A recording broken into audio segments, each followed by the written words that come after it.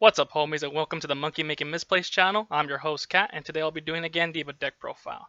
So starting off with the ride line, I used the pure ride line. I pretty much built the deck pure straight out of the box just for people who bought the set. The only thing that's not from the set is an order, the triggers, and of course the over trigger and the PGs. So starting off, we of course have the grade 0, just your classic. The grade 1, which is pretty cool because it can make either your ride line free for the next one, or you get a booster or another attacker. Then we have the grade 2, who just makes the Gandeeva skill free.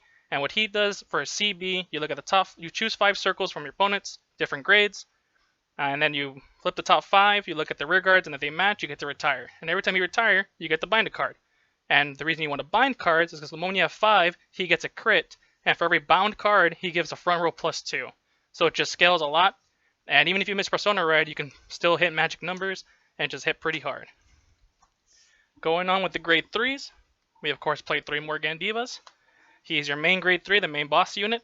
We do not play Chalice because instead of playing the Chalice, we want to play this order. Best Harvest. It's a free to play, and every time you retire something, you get to draw a card, which is just really great because you're going to retire stuff anyway, so you might as well get pluses to see more combo pieces, bind more cards, and just hit a lot harder. The other grade 3 we play is a support grade 3. We play at a 4 at the moment. You can probably mess around with the ratios of the deck, of course. As I said, I just played it pure straight out of the box. But he's pretty cool because for a Soul Blast, he gets to bind 2 cards, which just helps hit your numbers. Or you can maybe draw you a card and retire one of your opponent's rear guards. That is all the grade 3s we play. Moving on to the grade 2s. We, of course, have 4 of the multi-attacker. He's really cool because he lets you go from 3 attacks to 5 if you have 2. And even if you only have 1, that's still 4 attacks, as long as your opponent is at grade 3 and your Vanguard is Gandeeva. He lets you look at the top 5 and choose a grade 3 or less, which again, just lets you hit harder, lets you hit more.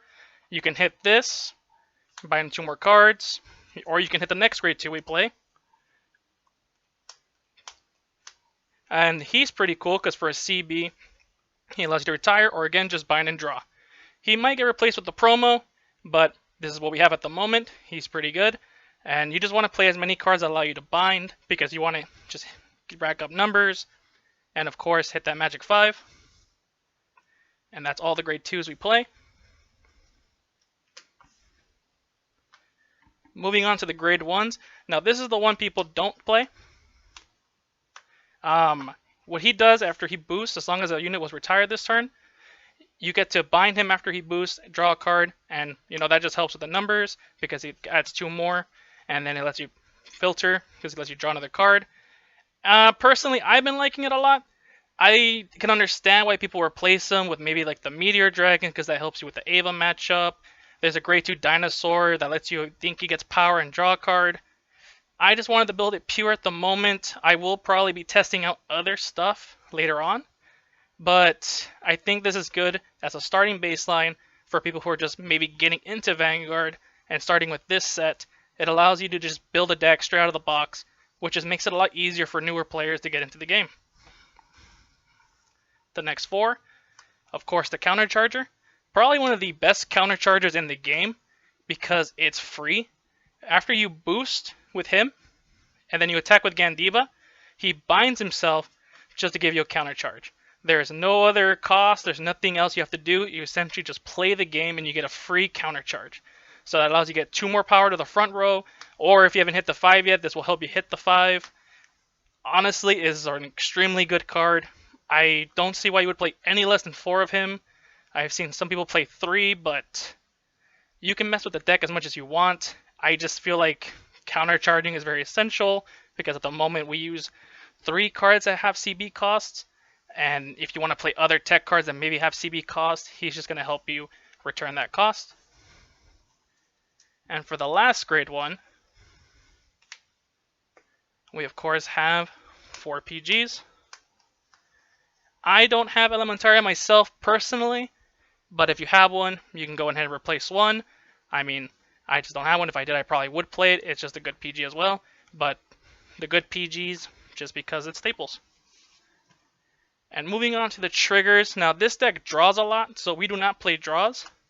We do play a crit. You honestly do not need the effect crit at all. I just have them, so I felt like I might as well play them. But this deck does not need the effect crit whatsoever. What it does need, I believe, though, is the 3 fronts. Not necessarily for the power's sake, but for the fact that it gets more shield. This becoming a 20k shield is just extremely good on one card. It allows you to guard better, of course, and if you hit it during an offensive drive check, it just makes your numbers that much bigger. So it makes it a lot harder for your opponent to guard. For the heals, we play 2 vanilla heals, and then 2 effect heals. The 2 effect heals could be whatever you want. They could be 2 more vanillas. I just played these because I wanted to test them out for the format. Haven't really noticed it. I did use the multi-attack once, and it did help guard an attack. I do like that one quite a bit. You can try out the one that if your opponent's Vanguard is greater than yours, because obviously Messiah is out, Chrono is out, and we're going to get Luwart and Shiranui soon, so that probably will be the call. And then we do play the one over trigger. We're playing the Dragon Empire one, because restanding your Gandeeva sounds pretty good to me. Overall, the deck's been a lot of fun to play. I've been having a lot of fun with it. It is one of the best decks in the format at the moment, and for good reason. A lot of the cards filter themselves, they redraw you cards, and if they don't redraw you cards, they're retiring your opponent's units, and if you have the grade 3 order, Best Harvest, you draw more cards from that. The power scaling is insane. You start hitting really good numbers midway through the game. Other than that, the deck is it is sort of cheap.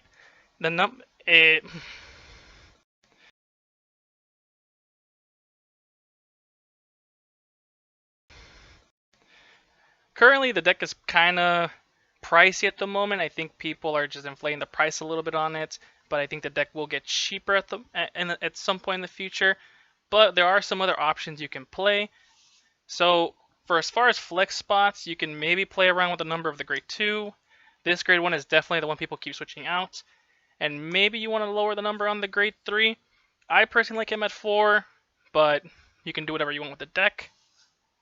The options we have, like I said, was this grade 2 dinosaur, Meteor Dragon. We do have this grade 1, the Cycler from the same set, and then Gandeeva's personal order. So let's start with the order. The reason I don't play this order is it's not as good as Best Harvest, but if you want to play it straight out of the box, this is what you would play. For a CB1, he retires a column, which allows you to bind 2 more cards from your drop, which is not bad, but in terms, like, if you're going to play this or Best Harvest is clearly the better option, but this is a decent budget option if you can't find Best Harvest, or if you just want to play the deck as pure as possible. Speaking from the same set, we do have the Cycler. I didn't play this because I want to use the Soul for the grade 3. If you could use this, I mean, he does have the same effect as the Order for a CB when he retires a column, so it allows you to bind 2 more cards. He is a little pricey at the moment, so I don't see the worth in spending the money on a card that realistically doesn't mesh well with the deck too well. And then the grade 1, this is an interesting choice I've been thinking about trying. He allows you to search Gandeeva. So instead of playing Chalice, you could play this, because when the attack unit boost hits CB1, it retire him, and you can get Gandeeva for your next turn. So it allows you to deck thin, get your Persona ride, and that's just pretty good overall. I didn't play him just for the CB cost, but you could technically play around with the numbers. Like I said, the grade 2, the 1, and the 3.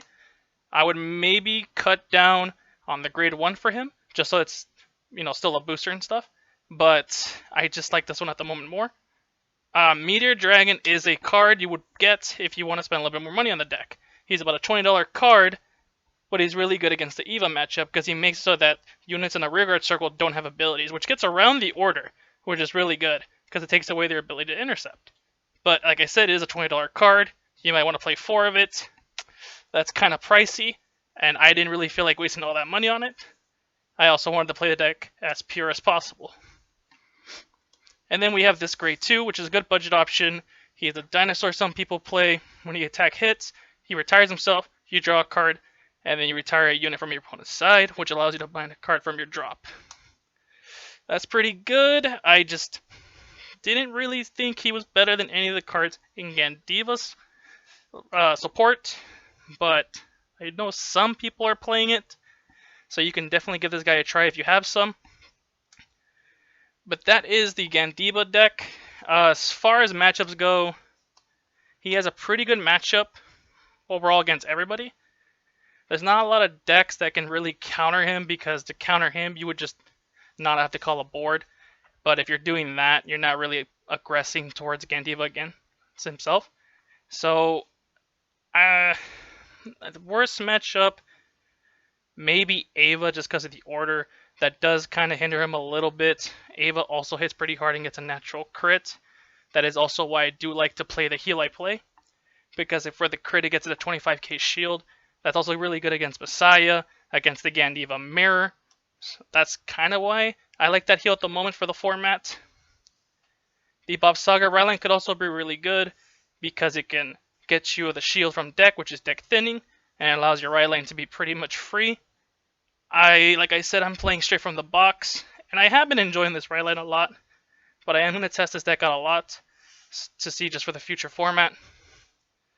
Overall, the deck has been working really, really well. We're going to try to get some gameplay against the Java list that you saw earlier, and we're going to see how that matches up. But other than that, this is Cat from the Monkey Making Misplays channel. See you on the next one.